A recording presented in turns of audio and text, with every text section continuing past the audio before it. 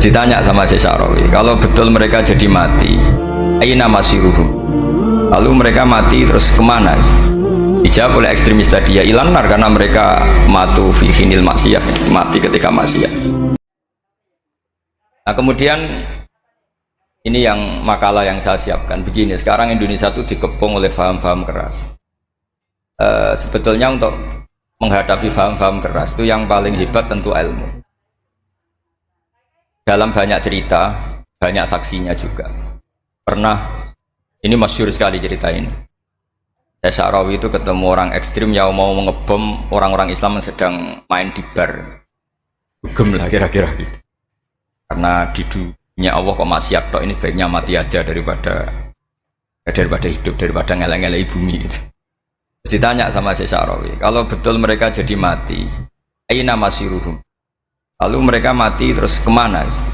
Dijawab oleh ekstremis tadi, ya ilanar, karena mereka matu fi hinil maksiyah, mati ketika maksiat.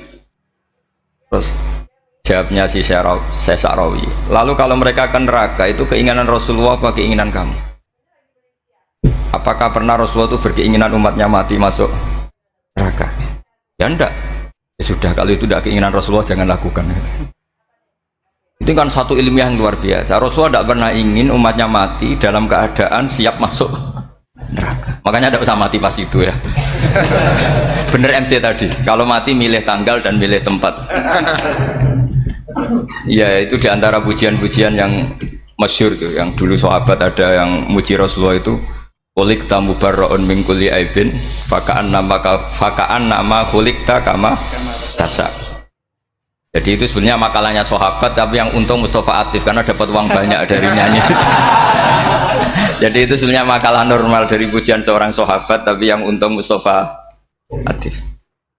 Mungkin yang untung juga pengundangnya karena ternyata abadi ya. Tapi itu makalah itu dah. Nah cerita Imam Sa'rawi tadi, Sa'rawi Sa'rawi Mutawali Sa'rawi ya. Mufassir itu. Saya punya kitabnya itu 27 jilid. Saya sebagai peneliti itu ya ndak tasdek amat, karena saya butuh adit ya, butuh penguat itu. Dan penguat itu pula yang saya bawa ke sini. Ya ini saya baca terjemahnya dulu, nanti saya baca Arabnya supaya dapat barokahnya Rasulullah SAW sebagai Jami'ul Kalim. Nabi pernah didatangi seorang Bedui. Bedui itu Arabi, orang kampung. Minta sama Nabi, karena Nabi itu udah orang kaya, tentu kira-kira saya bayangkan ya dikasih 50.000 atau 10.000. Si Arabi ini tidak terima, dan tidak terima ngomong di depan umum. Ketika Rasulullah tanya, apa saya sudah baik sama kamu? Kata si Arabi tadi, tidak, karena kamu kikir hanya ngasih saya segini. Sahabat hampir marah saja karena Nabi tersinggung gitu. Tapi Nabi lalu mengajak orang itu ke dalam rumah. Kira-kira kalau Indonesia mungkin ditambah 200.000 atau 300.000. Kemudian, apa ini cukup? Ya cukup. Kamu sudah puas? Ya puas.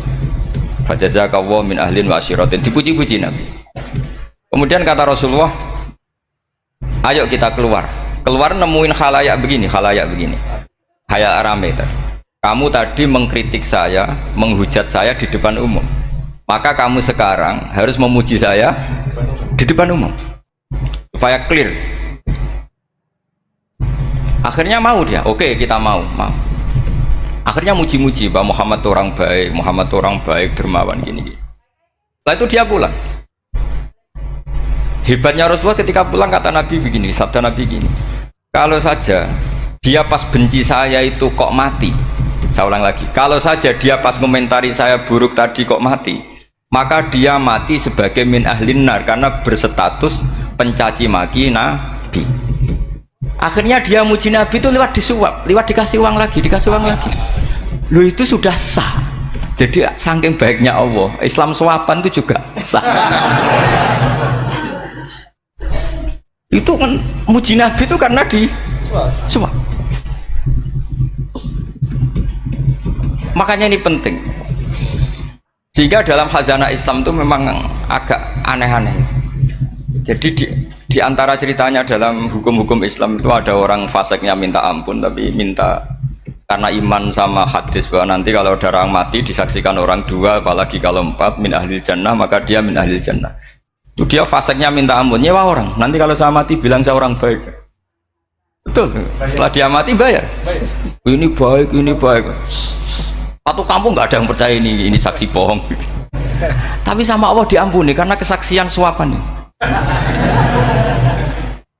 Lalu berarti jenengan ngalalo suap ya ndak, saya ada ngalalo suap, ngalalo sedekah. Karena sekarang kalau ada caleg bayar katanya sedekah. Ya sedekah terpaksa. Ini penting saya utarakan karena apa? Allah itu menilai itu tidak sama dengan pikiran kita. Makanya kubu sebelah itu terlalu ekstrim, memaksa Allah berpikiran kayak dia. Satu karena kurang ngaji, nomor dua ya tadi emosinya lebih tinggi ketimbang intelektualnya. Ini penting saya utarakan. Ternyata orang yang nyuap tadi apa nilainya plus, yaitu dia iman sama dawai Rasulullah Shallallahu Alaihi Wasallam.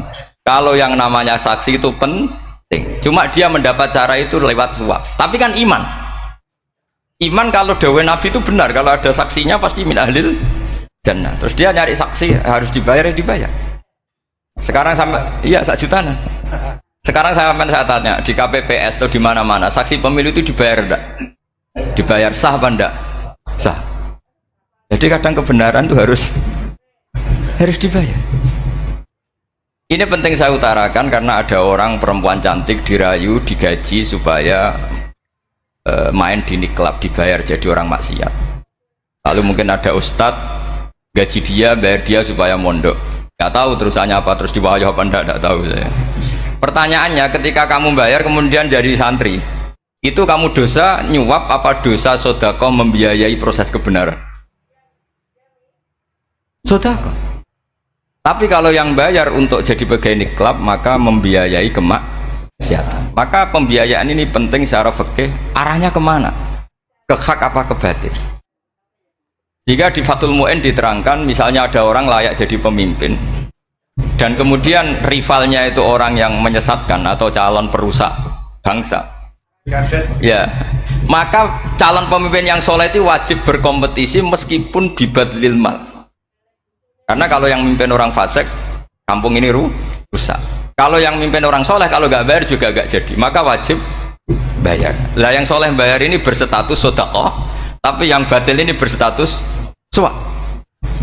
Kenapa demikian? Karena yang namanya riswah atau ada yang baca ruswah adalah pembayaran untuk mengehakkan barang batil dan membatilkan barang hak. Sementara pembiayaan orang soleh adalah untuk memperkuat hak. Nah orang tuh nggak tahu, yang ngajinya tidak hatam-hatam tuh taunya pokoknya ar-rosi wal murtasi benar. Tapi nggak pernah mikir lalu definisi riswah atau ruswah itu apa. Ini bukan provokasi supaya semua calon bupati gubernur nyuap enggak, hanya nyuruh mereka sodako saja. Jadi kalau nggak jadi, tapi sodako betul ya, kalau nggak jadi ya tetap ikhlas, mau dari awal memang sodako. Lah soal geremeng ya bawaan manusia gitu ya. Ya nggak apa-apa, kami tetap geremeng. Ini penting saya utarakan, makanya menurut saya itu bangga dengan Pak Hamid karena sepupu mbah saya itu karena alimnya. Meskipun banyak orang mensifati beliau wali dan memang wali betul, tapi saya tetap menstatuskan beliau orang alim yang dari kelaziman alim itu beliau wali.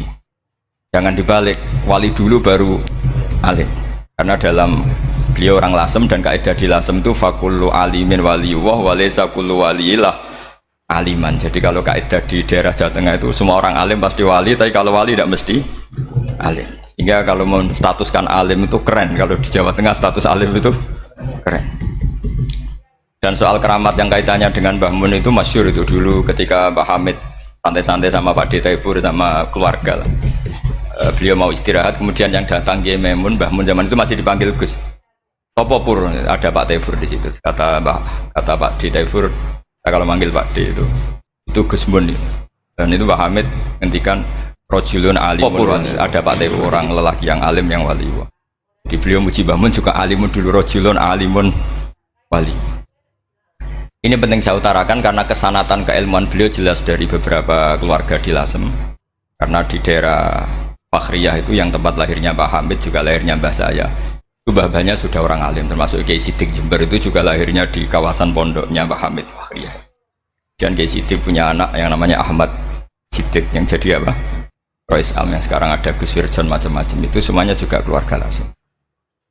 Nah, saya cerita keluarga ini penting bukan karena tafakhur atau tabai, bukan, karena Allah itu membuat satu tradisi besar memang lewat dzurriyyah. Sehingga Allah ngendikan misalnya ulaikal ladzina an'ama Allahu 'alaihim minan nabiyyin min dzurriyyati Adam wa mimman hamalna ma'anu wa min dzurriyyati Ibrahim wa Israila wa mimman hadaina wastabaina. Karena tanpa dzurriyyah itu enggak ada tradisi, enggak ada kultur. Misalnya saya menjadi hafal Quran, dulu bapak saya itu tiap zaman Pak Hamid masih sugeng, yang semaan di sini itu pasti bapak saya, namanya Kiai Haji Nur Salim. Kadang diajak baca Quran di kamarnya Kiai Hamid. Karena kalau bapak saya itu mantu ponaan sama Pak Hamid. Itu dulu bapak saya memotivasi saya supaya hafal Quran itu gini, hak kowe kudu hafal Quran. Nak kowe hafal Quran, iku kepaten obor. Engko anak merapal luwe duwe alasan. Jadi kalau ada Gus tidak alim itu mesti salah bapaknya. Karena kalau bapaknya bisa baca Wahab, anaknya mau baca primbon tuh malu. Tapi kalau bapaknya sudah bacanya WA, anaknya jadi primbon. Era cucu sudah dukun.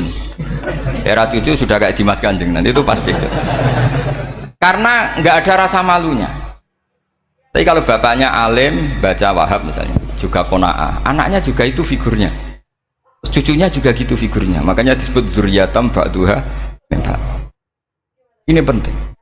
Dulu Mbah Mun itu sering ngijazahi saya, itu persis ijazahnya bapak, ijazahnya Mbah Hamid. Kalau punya amplop itu ya dibeda-bedakan, ini amplop dari tamu, ini dari pejabat, ini dari orang fakir.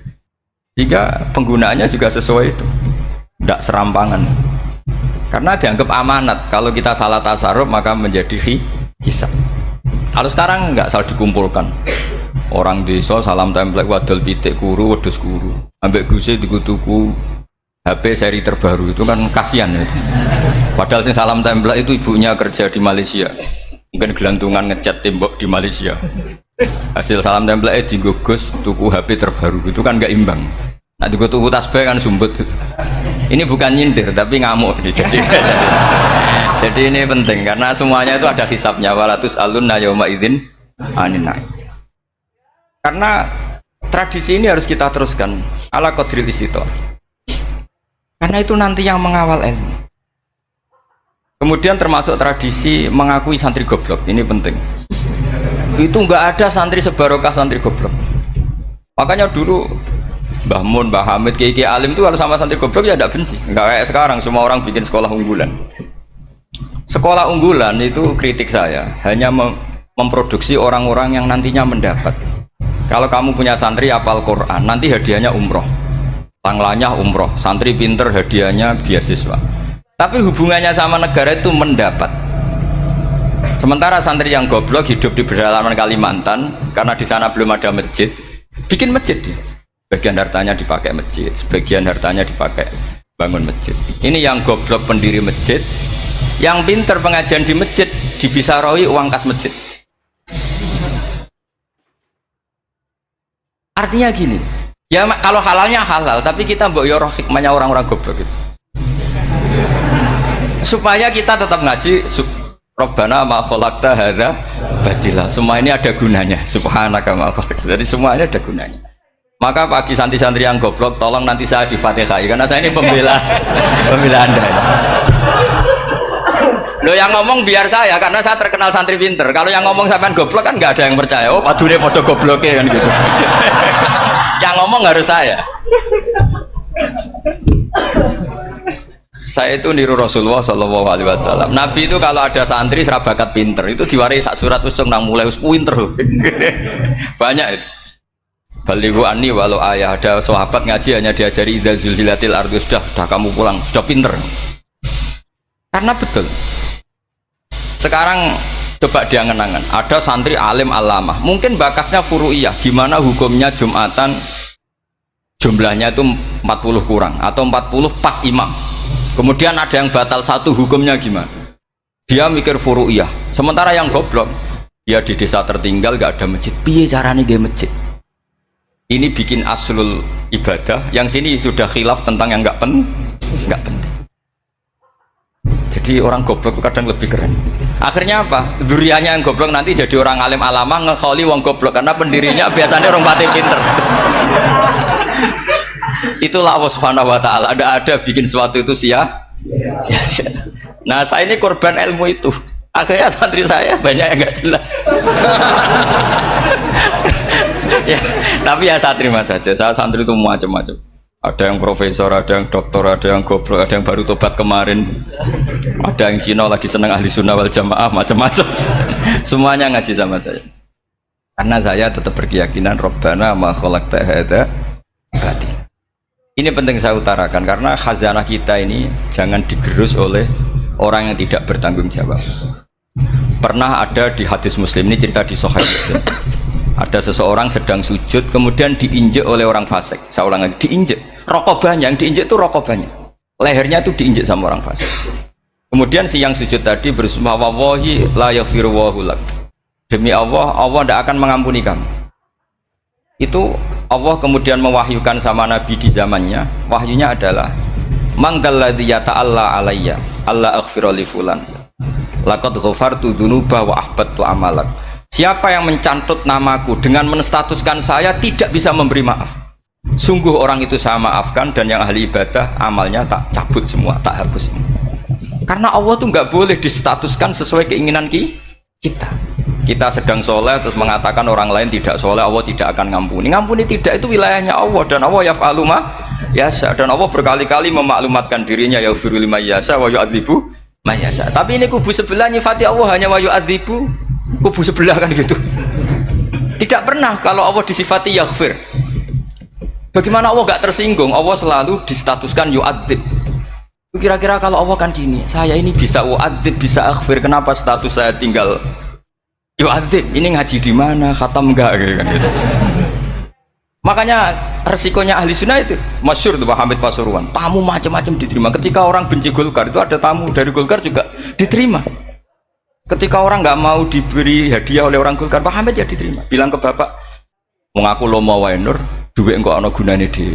Sing marai rawan hisab itu kan kamu dapat uang nggak jelas kemudian kamu pakai pribadi. Kalau orang-orang soleh kan nggak pernah dipakai, kan aman saja. Loh, dihisab apanya? Wong hanya peralon. Kalau istilahnya Mbah Hamid itu peralon. Datang diberikan orang lagi, datang diberikan. Kalau kena kamu kan hisab. Terus kamu nyate makan wareg glegeken. Nah, itu uangnya nggak jelas dipakai nyate glegeken, ya mesti hisab.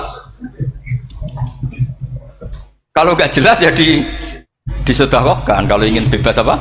Hisab. Tapi kalau sering sedekah biasanya nggak bebas dari miskin. Tapi kalau kamu wali kan tetap kayak Pak Hamid itu masyhur bisa kok, tapi kan nggak jadi miskin. Kamu nggak terkenal sakok tapi miskin. Ini nggak wali. Ini penting. Jadi kebanyakan orang ekstrim karena mensifati Allah Taala itu hanya dengan status yu'adzib, tidak dengan status yaghfir. Dan itu mereka harus ngaji lagi. Kurang apanya Rasulullah SAW?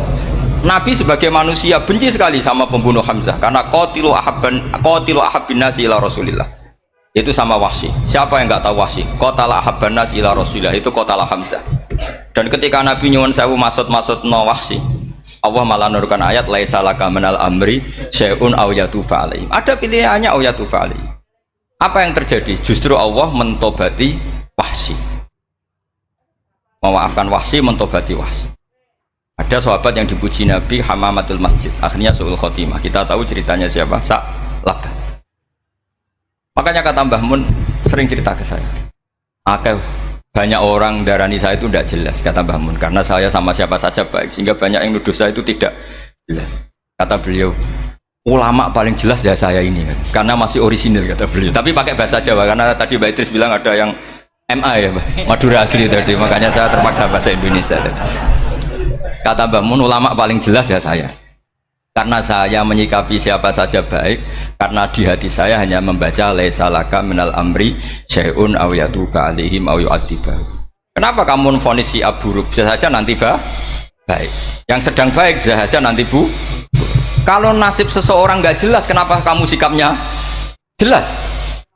Nah, ini orang-orang nggak ngaji itu memaksa orang lain jelas. Ini kubu sebelah pasti salah, ini pasti benar. Oh manusia kok dipasti-pastikan gimana? Kita ini tidak nabi. Kalau nabi maksum pasti benar. Kalau sampean apa? Maksum bisa. Jadi ketidakjelasan para ulama ini berdasar konstitusi tadi bahwa itu wilayahnya Allah. Ini penting saya utarakan. Jadi Penting sekali. Jadi orang yang sedang fasik sekarang bisa saja nanti tobat. Yang sedang sekarang soleh bisa saja nanti masalah. Hingga Rasulullah tetap mengajarkan ya muqallibal qulub tsabbit qalbi ala dinik. Jadi kalau ngaji itu khatam. Khatam itu begini misalnya ya. Saya pernah ngaji Ihya, belajar Ihya khatam. Bahkan saya punya takrirannya berdasar kitab Ithaf, sarahnya Ihya. Kalau ingin tahu sanadnya sarah Ihya, ya misalnya Gus Idris ini, Idris ngaji Mbah Hamid Pasuruan, ngaji Mbah Dimyati. Mbah Dimyati ini ngaji sama kakaknya Kiai Mahfud Termas. Kiai Mahfud ngaji sama abahnya Kiai Abdullah. Kiai Abdullah ngaji sama abahnya Kiai Abdul Manan. Kiai Abdul Manan ini mulazim terhadap Sayyid Murtado Az-Zabidi. Jadi kalau santri Salafiyah ini ya kira-kira tokoh Sabiah. Karena Mbak Idris Sadisa ya kira-kira sampean itu dari pengarang Ithaf itu baru tokoh berapa? Sabiah, masih keren. Turun pitu. Masih kaya lah. Lah kamu kok miskin? Turun ke wolu katanya kan. Jadi nanti kalau masih keren.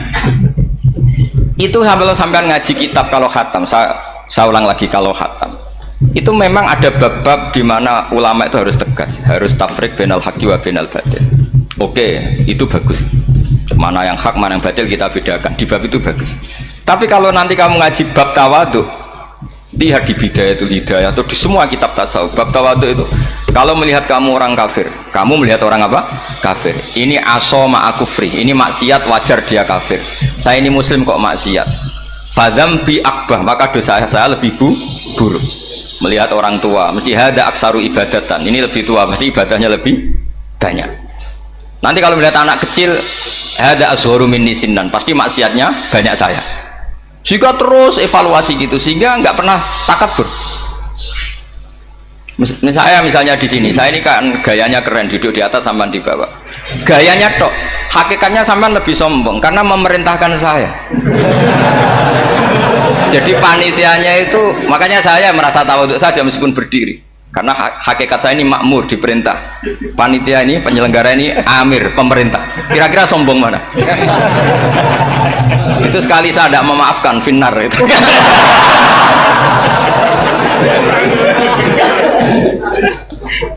Tapi insya Allah tak maafkan. Iya masih insya Allah.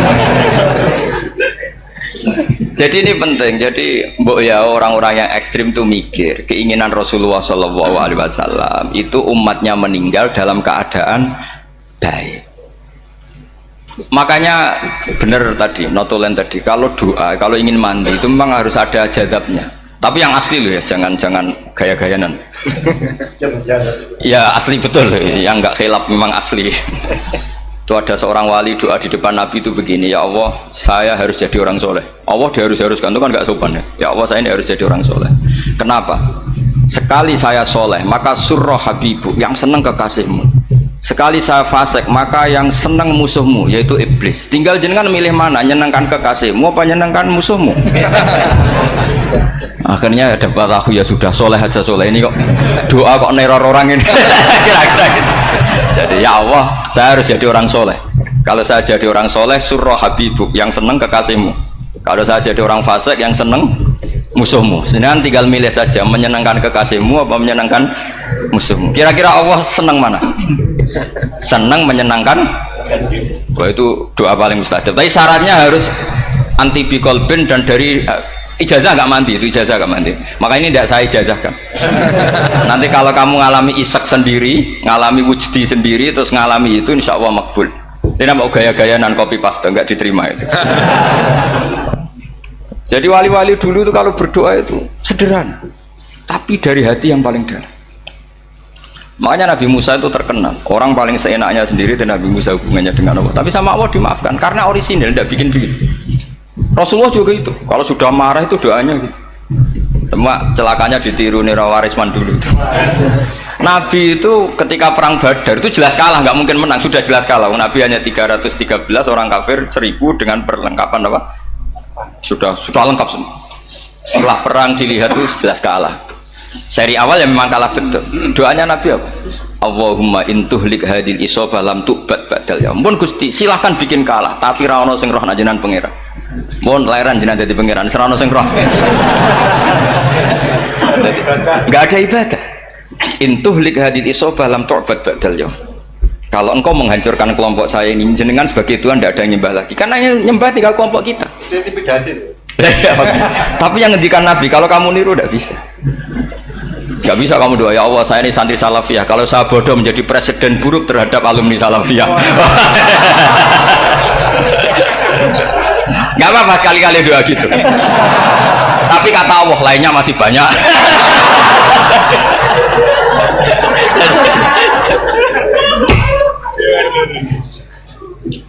Tapi itu syaratnya tadi harus ada al-wujdi wasima. Jadi makanya Imam Ghazali punya kitab al-wujdi wasima. Karena ada masrob, ada sarob. Jadi wali ngikuti para nabi itu ada masrob, ada sarob. Sehingga perasaannya itu beda.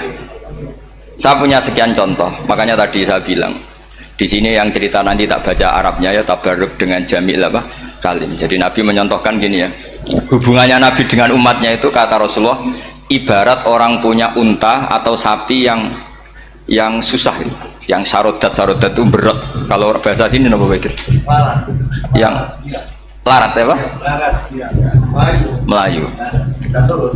Terus orang-orang lain ingin membantu, kubu sebelah ingin bantu, tapi ketika mereka ingin bantu malah unta ini tambah lari karena asing. Semua selain pemiliknya ini kan bagi unta itu asing. Jadi mau dibantu ditangkap tambah lari karena ini orang asing semua. Ngajinya agak jelas, asalnya agak jelas, tapi mau ikut umat Islam ini asing semua. Akhirnya kata Nabi yang punya unta tadi datang, kemudian ngambil rumput, terus unta itu dipanggil, kemudian unta itu mengikuti. Kata Nabi, ibarat saya seperti itu. Kalau saya yang memimpin Islam, saya yang merawat umat saya, maka umat akan mudallalah, akan nurut. Tapi kalau yang rumat kalian, malah Islam menjadi kacau. Kenapa menjadi kacau? Karena tadi nyifati Allah saja salah. Orang Islam baik dihukumi kafir hanya karena tahlilan, hanya karena manakiban dihukumi kafir. Sekarang inginnya Nabi orang menjadi muslim apa kafir? Inginnya Nabi orang menjadi muslim apa kafir? Muslim. Lalu gara-gara melakukan perilaku tertentu dihukumi kafir. Iya, ziarah wali songo musyrik, nyekel patok musyrik. Katanya minta sama mayit. Padahal saya andekan jadi mayit itu dijaroi sampean nggak seneng. Nggak senengnya karena ya kadang murid itu jari gurunya ya kurang ajar. Masa gurunya dibilang gini, ya Allah, ingkana musinan fazid fi ihsani, wa ingkana musian fatajawas andu. Kata gurunya, soleh tenan darani ingkana. Makanya saya tidak suka zaman ziarah ke saya. Kecuali doanya ditasihkan dulu ke saya. Makanya nggak boleh ziarah itu pada Nabi, bisa murtad kan? Coba itu baca di depan Nabi, murtad gak? Ya Allah kali ini baik maka gini, kalau buruk masa Nabi baiknya ingkana. Lah orang-orang yang menyerang kita kan itu gak ada zaman sahabat doa seperti itu. Ya mesti gak ada, mana mungkin sahabat baca itu di depan Nabi. Masa Nabi didoain ya Allah kalau dia baik maka fazid, maka kalau dia buruk ya gak mungkin. Lah mereka nyerang kita itu gak ada dalam sejarah sahabat. Ya sahabat kok nahlili Nabi juga Nabi mau didoain maghfir lahu. Kan ngenyek kanjeng Nabi jadi ngono ighfir lahu. Ya mesti saja sahabat gak akan tahlilan. Yang kabudut itu Rasulullah, bahkan diistilahkan kabudut saja salah. Intaqala ila rafiqil ala. Nah kalau sampai harus ditahlili, kalau enggak yang rokok betul. Amalnya pas-pasan, dosanya berkelanjutan. Kondak gimana? Punya tanah warisan yang hasil ngerebut milik orang lain. Kamu sudah mati, dipakai anak cucumu. Ini berkelanjutan nggak dosanya? Berkelanjutan, berseri-seri. Mereka kalau nyerang kita kan sahabat tidak melakukan itu untuk Nabi, ya nggak mungkin lah sahabat mendoakan itu pada Nabi, kan nggak mungkin. Coba kalau kamu jadi mayit, terus kamu gurunya, terus ada murid kamu bilang Allahumma ingkana musinat fazid fi ihsani wa ingkana musian fatajawaz anhu. Mesti kalau kamu bisa bangun. Ya Allah cong meyakini saya soleh itu masih ingkana. Kalau guru saya soleh maka, kalau guru saya buruk maka, itu kan taklek namanya Pak. Itu kan kurang ajar. Saya tidak pernah doa gitu di depan Muhammad Basura, tidak pernah.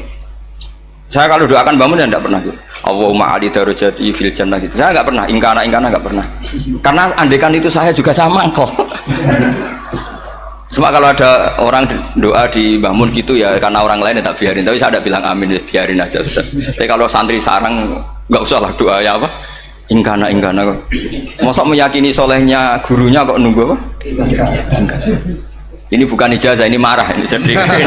Jadi pelurusan ini. Saya ulang lagi, ngaji itu harus khatam. Pentingnya khatam tadi, kalau di bab tafriq bainal haqqi wa bainal batin, seakan-akan kubu sebelah ini benar karena tegas. Tapi kitab itu tidak hanya bab itu, juga ada bab tawadhu. Di bab tawadhu itu, misalnya kita melihat orang kafir, ini wajar maksiat kan dia kafir. Masa saya mukmin maksiat? Dan ini kafir bisa saja nanti husnul khotimah, saya muslim bisa saja su'ul khotimah. Jika tetap tawadhu, melihat yang lebih sepuh ini aksaru ibadatan minni, melihat yang kecil asghar berarti aqallu maksiatan minni, sehingga melihatnya itu tawadhu. Jadi kalau di bab tawadhu semuanya orang itu mungkin.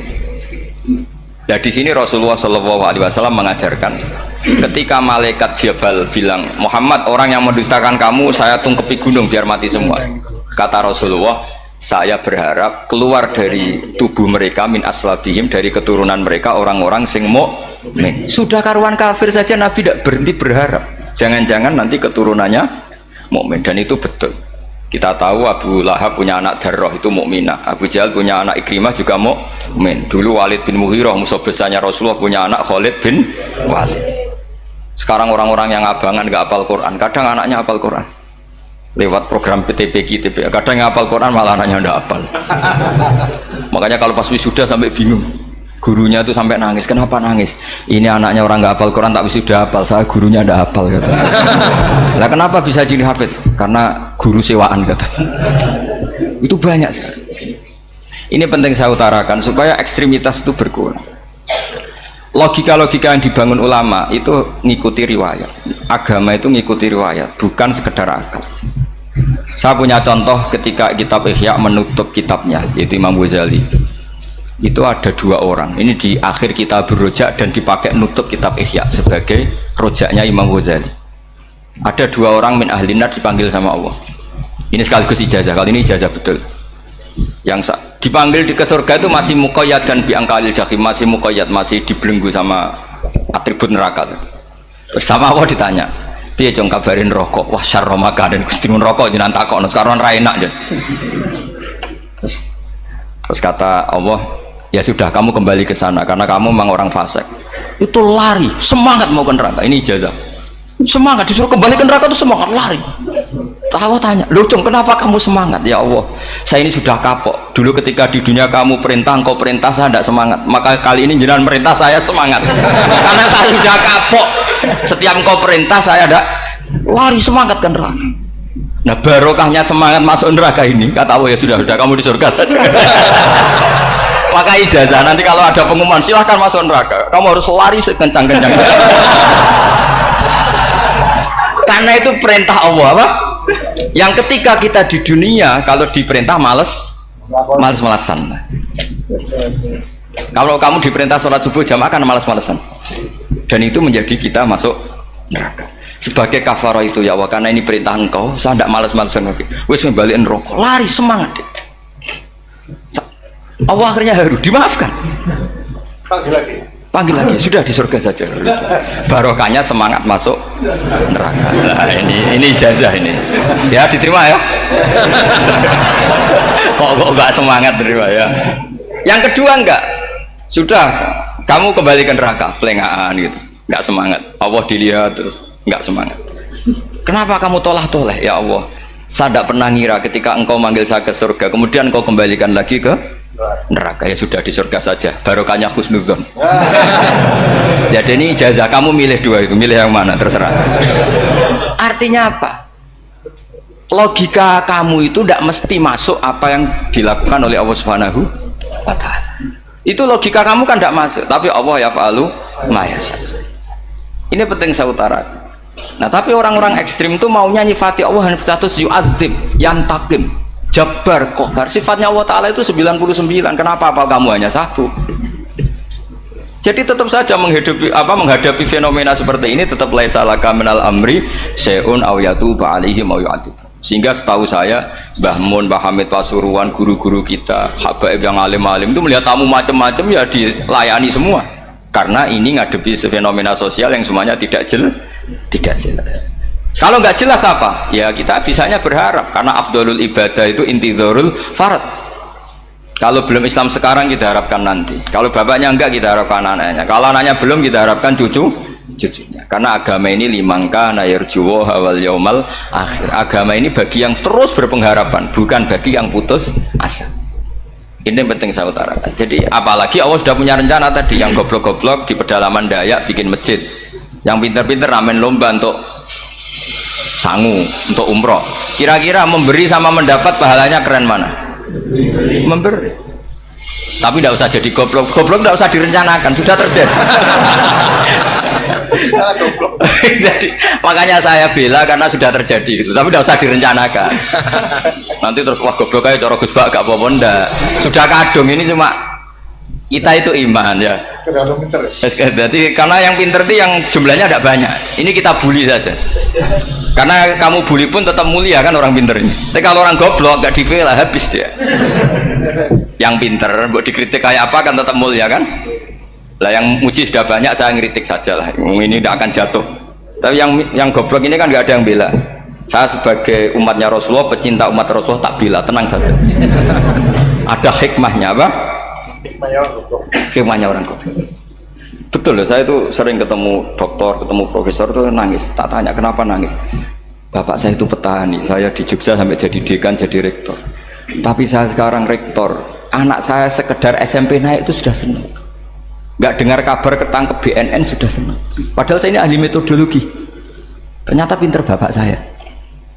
Karena bapaknya tadi hanya petani bisa menjadikan anaknya profesor. Tapi profesor tidak mesti bisa jadi. Anak saya anak SMP aja sudah senang.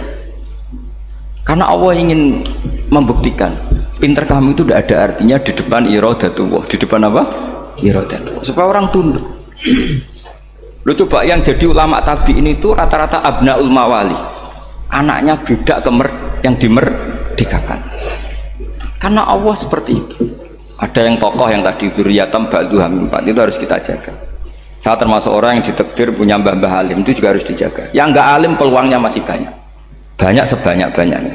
Asal tadi lewat jalur sregep dan kalau bodoh ngaji saya nanti. Tak ajari robbana ma khalaqta hadza napa? Karena ayatnya gitu, min dzurriyyati Adam wa mimman hamalna ma'anu wa min dzurriyyati Ibrahim wa Israil. Terus terakhir ditutup wa mimman hadaina wajtabaina. Itu umum. Tidak jalur nasab. Siapa saja yang hadaina wajtabaina. Ini penting saya utarakan. Jadi ini sebagai penutup tak baca teks Arabnya supaya kita dapat barokah jami'ul kalim. Karena sebarokah-barokahnya bahasa Jawa atau bahasa Indonesia masih barokah bahasa Arab. Cuma kalau tidak saya terjemah dulu, nanti saya baca ini kamu amin amin dikira doa aja sih. Makanya ini diterangkan dulu biar gak korban apa? Diamini. Karena saya ini pernah Jumatan di satu kampung, imamnya itu sepuh. Imamnya sepuh, khutbah itu gak selesai-selesai karena dia gak bisa menyelesaikan sesuai teks di bukunya itu. Yang belakang mantul terus amin amin. Akhirnya Pak Khotib ngadeg lagi, "Tunggu doa, tunggu."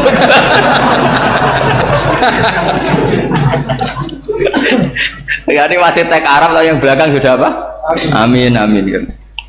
Ya saya baca. Nah, disimak. Bismillahirrahmanirrahim. Wa ruwiya anna a'rabiyan ja'ahu yatlubu min husai'an fa'atahu. Sumaqala ahsantu ilaika. Dikasih sesuatu ya tadi saya contohkan misalnya dikasih hanya 10.000. Qala al-a'rabiyyu la wala ajmalta, kamu ya belum berbuat baik. Faghadibal muslimun wa qamu ilaihi. Orang-orang Islam marah besar karena Nabi dikomentari la ajmalta, kamu tidak orang baik.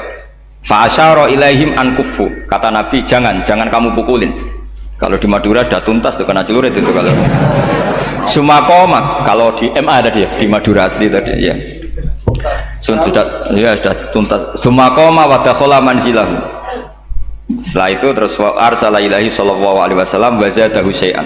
Kemudian Nabi menyuruh dia, ayo masuk rumah terus ditambahi. Faqala ahsantu ilaika qala na'am fajazakallahu min ahlin wa asyiratin khairan. Setelah ditambah banyak sama Nabi, saya sudah baik sama kamu. Wah, baik kalau sekarang baik.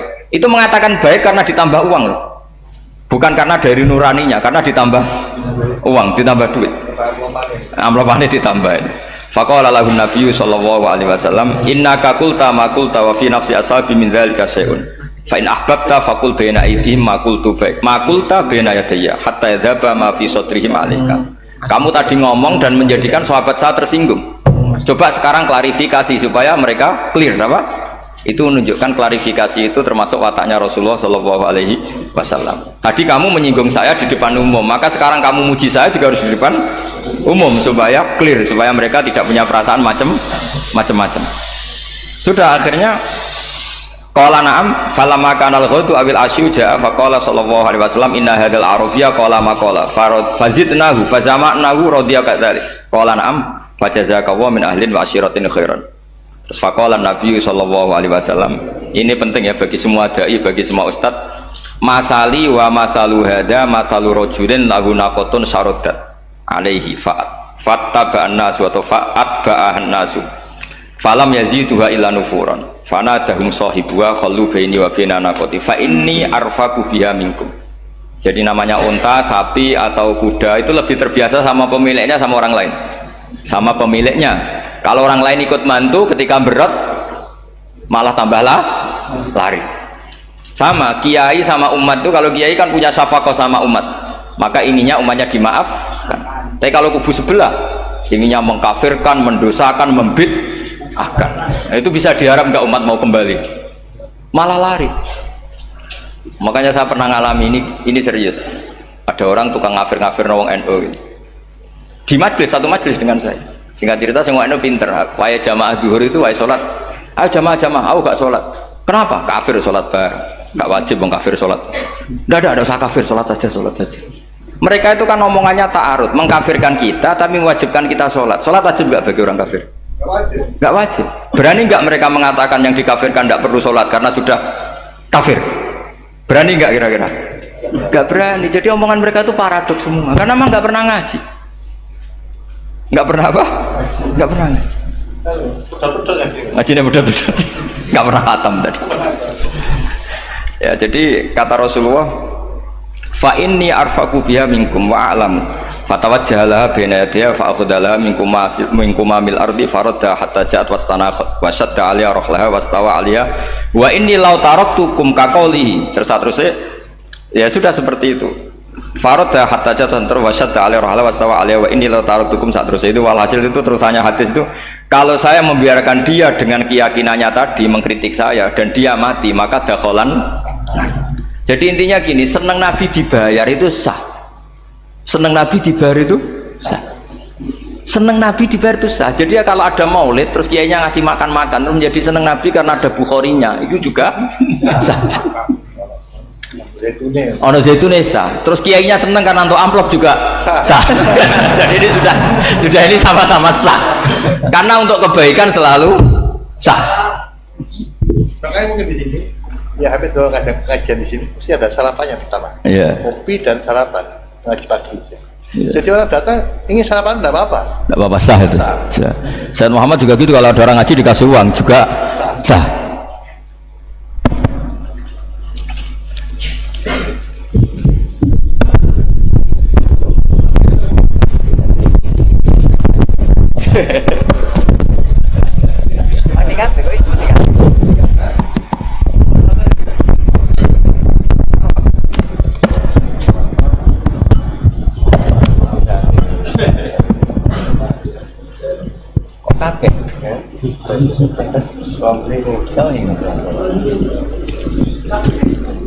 Subhanaka ma khalaqta hadza.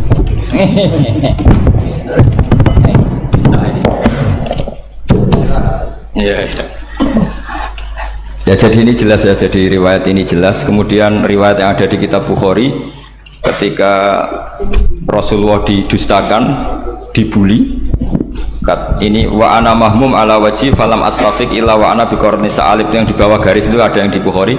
Farafatu rasi fa idzan ana bi sahabatin qad adallatni fa nadartu fa idzan fiha jibril fa nadani faqal inna wa qad sami'a qala qaumika laka wa maraddu 'alaika wa qad basa ilaika malakal jibal lita'muruhu bima syi'ta fihim fa nadani malakul jibal fa sallama 'alaihi tsumma qala ya Muhammad faqala dzalik bima syi'ta in syi'ta an udbika alim al-akhsaban faqala Nabi sallallahu alaihi wasallam bal arju ayyukhrijawahu min aslabihim may ya'budu wa wahdah la yusyriku bihi syai'an. Jadi Nabi menghadapi yang sedang kafir saja enggak putus asa, bisa saja mereka nanti melahirkan anak-anak yang Islam.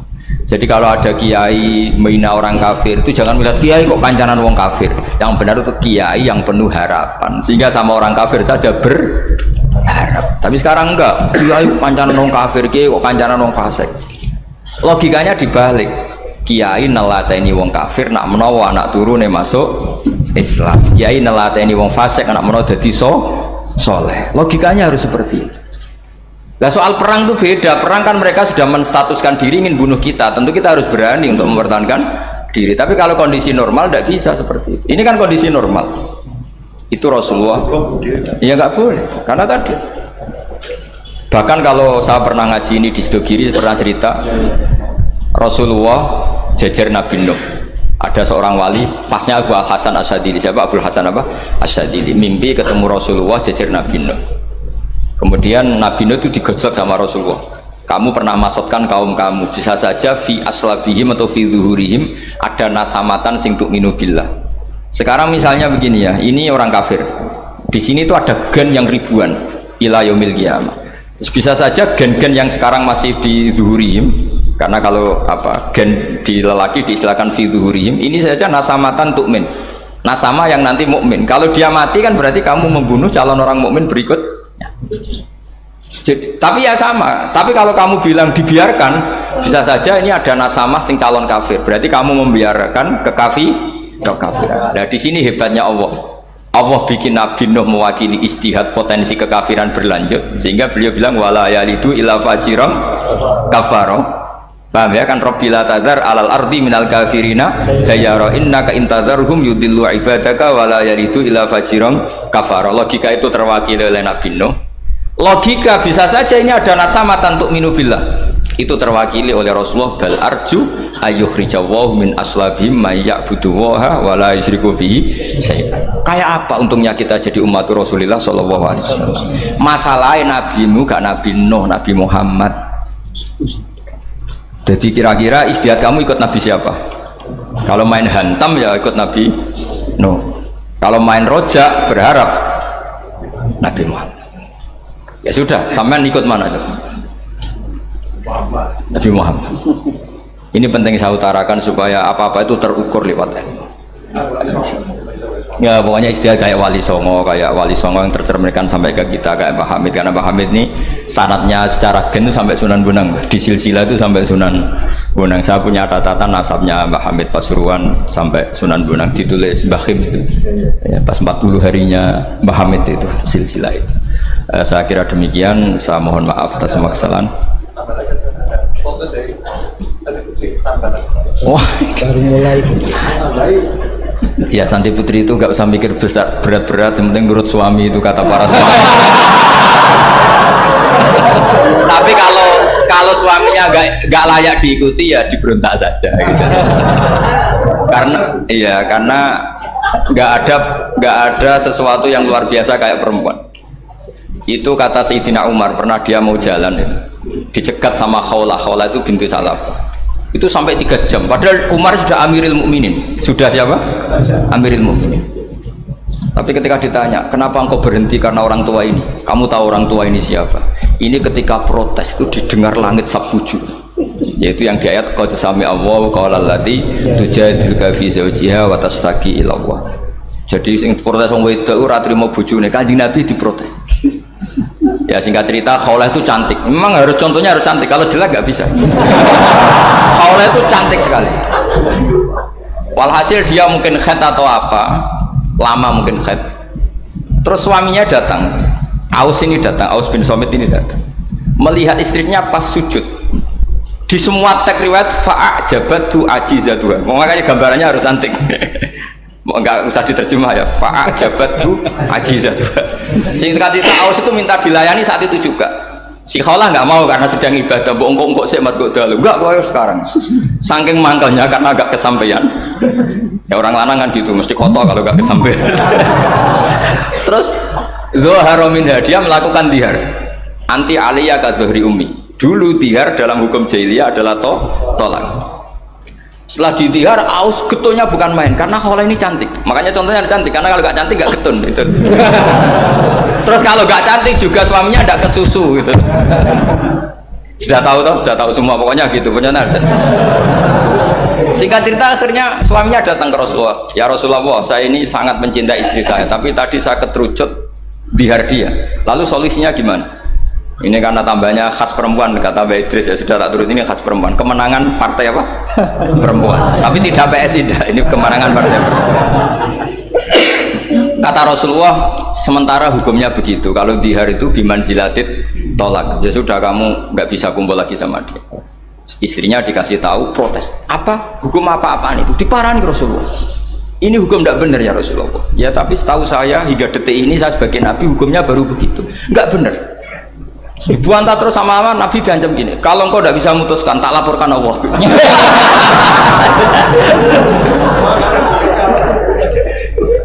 Akhirnya ini pulang betul, pulang sujud, sholat, lapor sama Allah.